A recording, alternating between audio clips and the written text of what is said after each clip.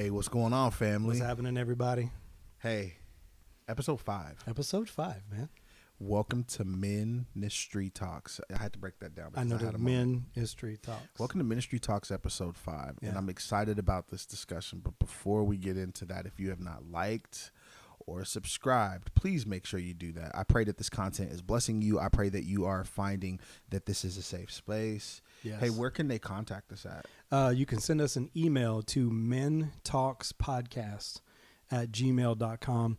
It'll be down in the description below. I think one of the taglines that I'm really starting to find myself saying here is that we don't know everything, Right. but we'll walk with you through anything. Exactly. This I is think a safe space for that. I like that. I'm finding myself saying that as we continue to grow in this space. Yeah. We don't have to know everything, but we're willing to walk with you through anything. It's kind of Another thing that I like to say is conversations that should happen that don't always happen. that right there is a goal too. Yeah. I think that's great. Here's today's topic. This one's going to be, It's going to be good. because we just got done talking on our last episode. Yeah. And this one kind of flows into it, but it's partnering in ministry with expectations, unspoken expectations. Right. I don't know about you, but there's been moments where I have partnered with people, friends, Yep. and there have been expectations that were not said. And then like a day or two before the event happens, then it comes out. Yep. So, Pastor Wes, Yes. have you ever been in this space? Let's just dive right into it. Yes. I have been in this space now, so let me set up partnering first. Okay. Here's the reason that I like partnering in ministry, but you have to set the expectations first. I think too many churches out there try and duplicate something that's already successful elsewhere. So that means partnering with them means that you get to give your support, your resources, your time, your team to that thing that's already working. I.e., simple example, food banks, clothes banks, youth camps, kids camps, worship nights, right? It's almost like the who can do it best kind of thing. Yeah. But I really love partnering in ministry with people who are already doing it. Yeah. And it doesn't have to be a church, right? That's the biggest thing is it doesn't have to be a church. For example, one of the things that happens here in the downtown Renton area is the homeless gets fed by the Salvation Army. Mm-hmm. And they have something called the community supper. Yeah. And we partner with them. We go and we actually cook the food and serve the homeless one time during the month or during the week or however many times our team has decided to give their time. That's partnering in ministry. Yeah. The problem comes in when the expectations are not met, Right. most of the time because they're not set. And I think we have to be extremely careful up front. This is something that I just learned. Yeah. Coming off of summer camp, having a conversation with a good friend of mine. Yeah. And in that conversation, learning a lot about what should have been said, what was an unspoken expectation that he thought, that I thought, that we didn't agree on. Right. And we just talked about that in the last episode. Yeah. You know, like in friendships with ministry, and not agreeing. Yeah. And I think it's okay. I am fresh off of this. And when I say I'm fresh off of this, I'm talking about maybe 2 months removed. Right. Yeah. And I talked to you about this. Mhm. Or I don't know if I did or if I didn't, but just in collaboration You did. with summer camp and a friend who I love dearly, brother. I think for me, and I'm making this public and I'm not afraid to say it, Yeah. because I am going to have a conversation after, while, this is aired, after it's aired, that I love you more. And because I love you and because I value the friendship, I think you and I might be better off having coffee and sushi and food, not partnering. Right. Not partnering in ministry. Yeah. And I think that is very okay. Like, I love this friendship and I value this friendship enough Right. because I believe it still is something of value to me, Mm-hmm. and I believe it is to him too. And we had a conversation of, hey, I could have did better here, or you could have did better there. I think having that ownership, because we're both adults, like I messed up and I could have got better. Right. You admitted to that, but I think just letting it be known, like you and I don't have to, I think, partner in ministry, but we could definitely partner and eat food. And I Right. think we could talk about everything under the sun, but not partner in that. And I learned a huge valuable lesson in that. Yeah. Yeah, absolutely. And I think you hit it right on the head is you have to set those expectations up front. Yeah. One of the things, and I think one of the reasons why there are so many, there are as many churches out there that are trying to do their own thing is because someone always thinks, hey, I could do this better. Why is that? You said something. Yeah. Why is that? Stay on that for a quick second. Well, because in my opinion, this is just my opinion, right? This is just Pastor Wes, right? So I think that me saying that I can do it better means that I want to do it my way.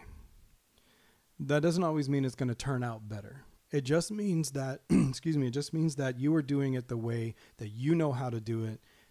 And so my question to that is, how did that go for you? Was it successful the time that you did it? If so, then how do you bring that expertise to the table the next time we try and partner in ministry? Right. How do you bring that success? Hey, this is what I've seen work for us. And then before you ever pull the trigger of, hey, let's go ahead and partner together, if you find that those two things just don't match, then it's okay to not partner. It's okay to maybe try your own. And then at the same time, ask the question, is this really something that we even need to do?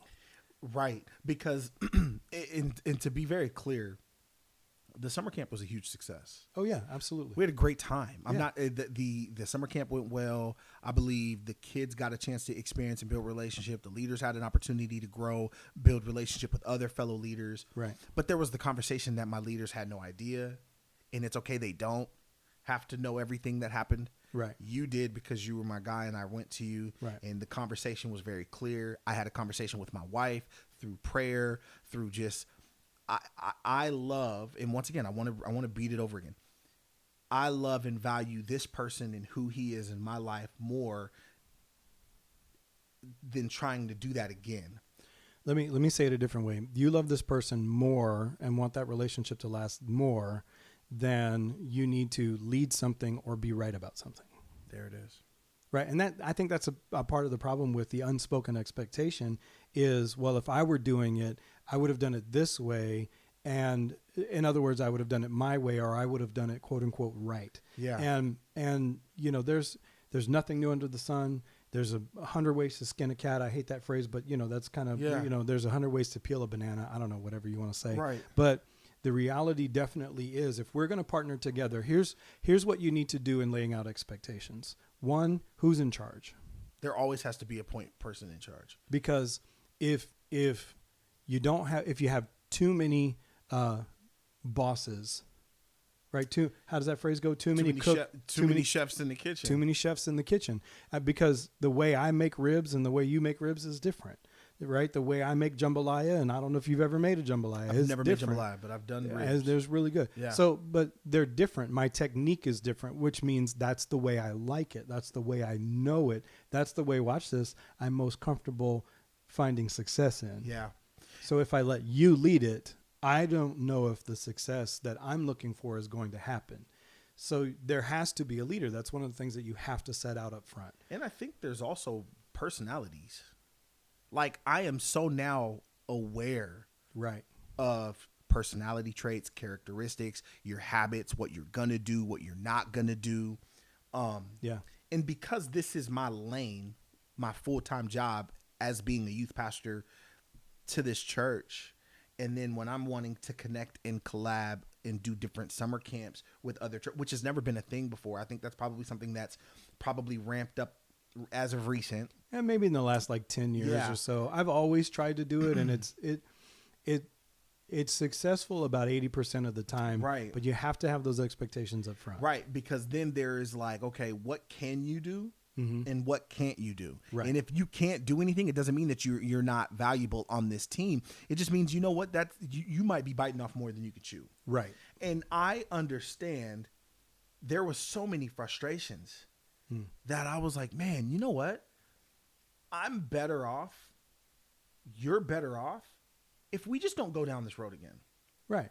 And we both are aware of that. Like, we can try to be like, oh, well, we could do it better, or we could communicate better. But in the back of my mind, because I'm human,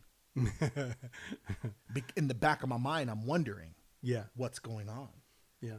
I'm in the back of my mind because I'm the one that's got to send out the text messages. I'm the one that's got to say, hey, where are we at? What are we doing? You know, well, you're also the one that's fielding all of the questions from, let's see, your boss and all of the parents. Yeah. And some of the leaders. Yes. And again, that's why I said, you know, up front, this is a little tagline that I use. Listen, if it's your vision, it's your mission. In other words, I'm not trying to lead what you're wanting to do. So if I go up into somebody else's, hey, we want to partner with you, I'm asking, how do you do it?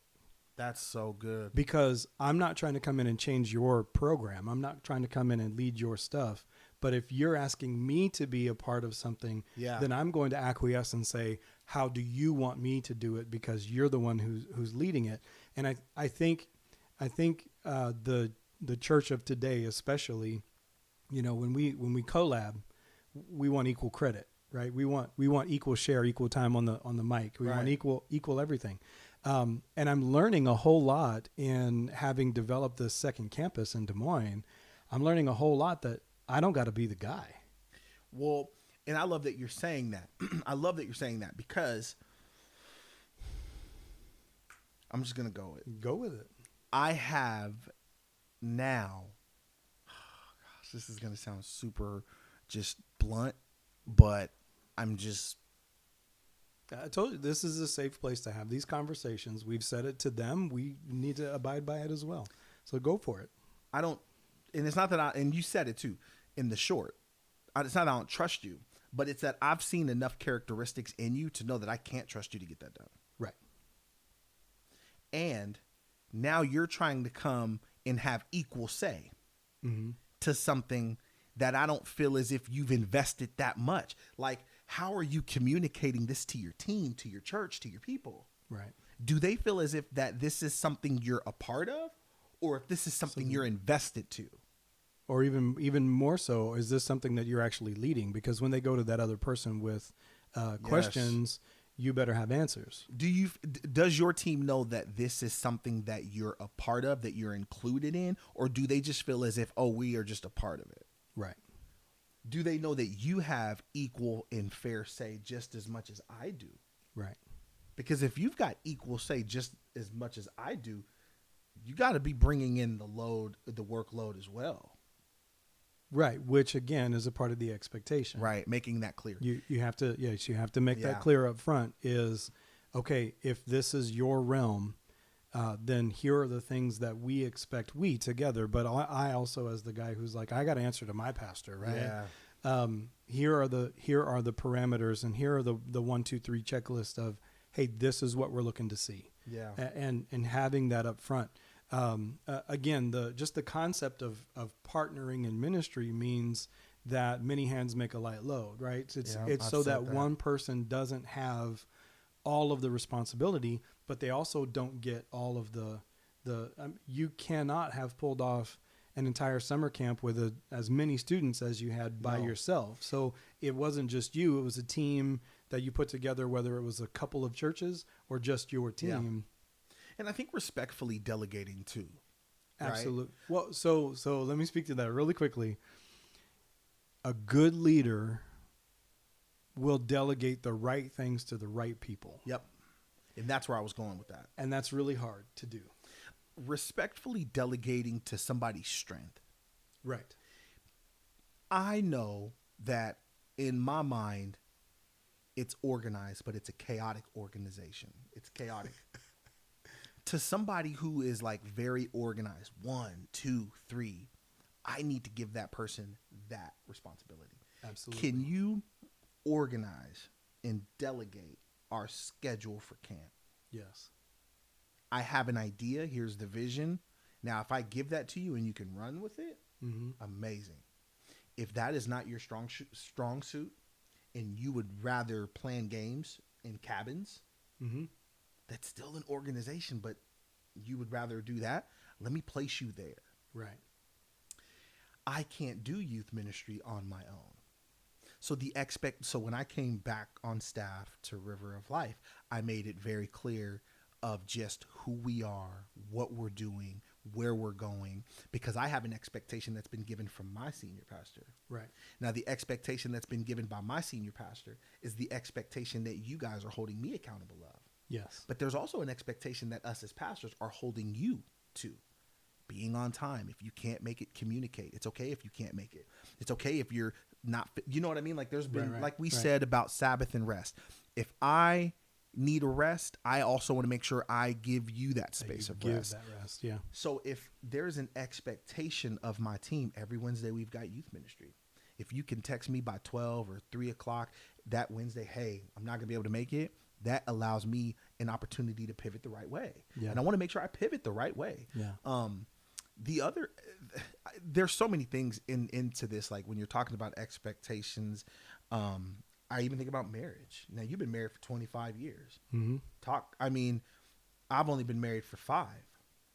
But if I don't make a clear communication to my wife about what I'm expecting and she doesn't do it, right, and she's up, and I can't believe you didn't do that. I didn't expect you to do that. Well, babe, you didn't communicate that to me. So how did I know? Well, and that's one of the things that's really tough in marriages is, unspoken expectations is large. It's one of those things that really can separate a couple. And if it can do that for a couple, why wouldn't it do that for a team? Why wouldn't it do the same for the collab, right? What's our first ministry? Well, our first ministry is to our family. And so if we're leading our family, right, well, then I think we can lead the ministry. I mean, that's what it says in the Bible, that if he can't lead his home, right, he can't be trusted to lead my house. Paraphrasing. But I know that scripture is in the Bible. Yeah. I always want to make sure we give you a scripture, and I'll reference it and get that to you somewhere in the comments. Uh-huh. But why am I referencing that? Because it is an expectation that I am to manage and lead my home, because that is my first ministry. Absolutely. We make it very clear, Savannah, this is your curfew. Bella, matter of fact, Heather was just telling me the other day, because Bella was out with her sister. Okay, those are 2 different curfews. Oh, yeah. And Savannah, if you're taking her with you, her curfew just became yours. Yep. Well, that's not fair. I know it's not fair. So you can tell her no. Right. You can tell her no. Yeah. Because she needs to be home by this time. Yeah. Your curfew is completely different because now you are 18. Mm-hmm. You have to make that decision. Yeah. Hey, let's communicate this really quick. Like if you come, and that's and Bella just has to respect setting that expectation up front. And so when Heather says, "Listen, if you're coming home by this time and this time, guess what? You got to be home for a week. Yeah, you can't go to the football game this week. Now, if you go to a football game, granted, you're probably going to come home just a little late. I get it. That atmosphere of football season is here. Mm-hmm. The atmosphere of going to those games, that's great. You go to a homecoming dance, of course, you're going to come home a little bit later. Right. But with those are expectations that are spoken because we understand. Mm-hmm. Now, when you're coming in, well, I thought, no, you've already messed up. Right. You've already dropped the ball, because now you're going in with an assumption. Right. And you didn't communicate anywhere near what the expectation was. Yeah. Man, there's so much in there to just unpack. Wow. Find something. Find one, man. Actually, I think I'm just gonna stay on the family relationship, right, on the marriage relationship.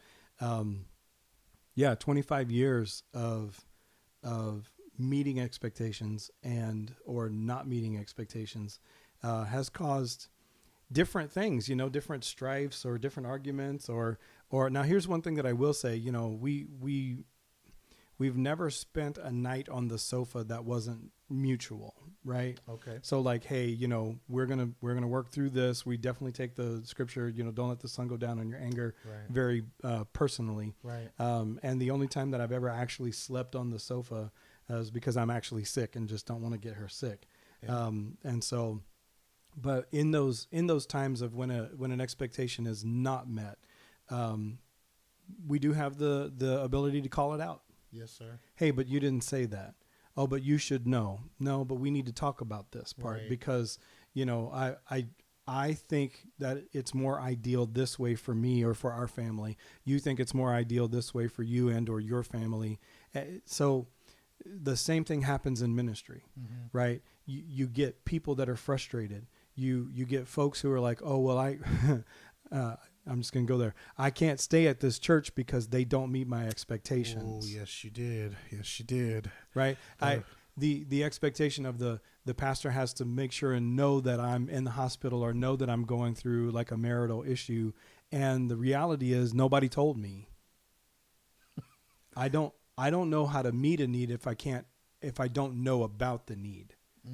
And so when that type of expectation is, or unspoken expectation is put out there, that's why a lot of people leave. And again, people don't necessarily leave churches, they leave leaders.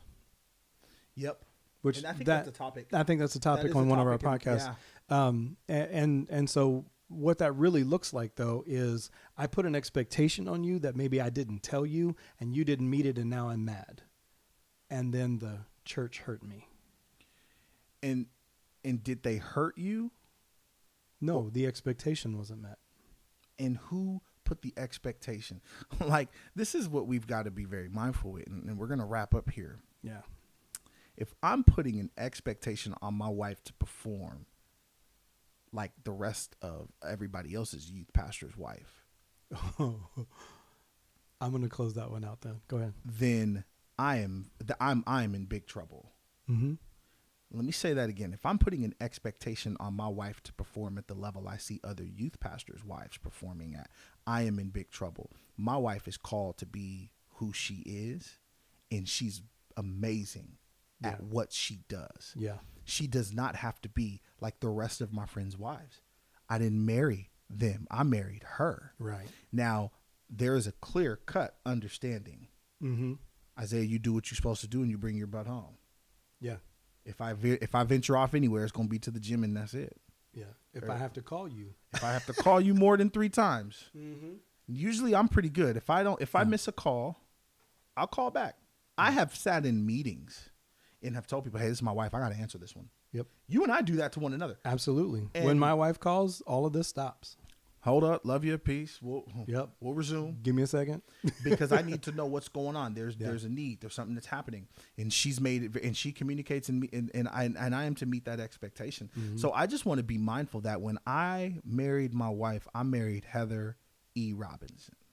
I didn't marry such and such as wife. Well, be more like that person or be more like. No, now that's competition. Oh, yeah. Now that's getting into a space that can even cause more division. Well, yeah, that's a whole red flag that should not be in a marriage, much less even in a partnership with some other ministry. Well, if we could just do it like so and so. Some of us are sabotaging our own ministries just because we're not.